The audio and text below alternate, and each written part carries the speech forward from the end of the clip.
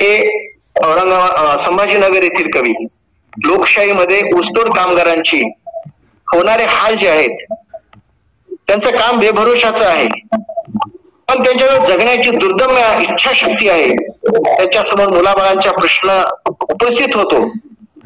त्यांच्या जीवाची होणारी जी घालमेल आहे आणि भाकरीचा चंद्र शोधण्याचा त्यांच्या उसाचा जो तांडा आहे, तो तांडा हा रानामध्ये कसा जातो एक वास्तव आणि अत्यंत एक आपल्या मनाला चुटका लावणारी अशी जी कविता नागेश बोंथवाड यांनी सादर केली.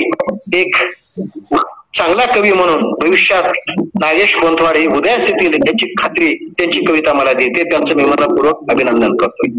ज्यांनी उत्स्फूर्त अशा पद्धतीनं कविता गायली आणि कामाच्या शोधात अतिशय चिंतनशील पातळीवरची ही कविता नागेश बोतेवाड सरांनी या ठिकाणी सादर केली.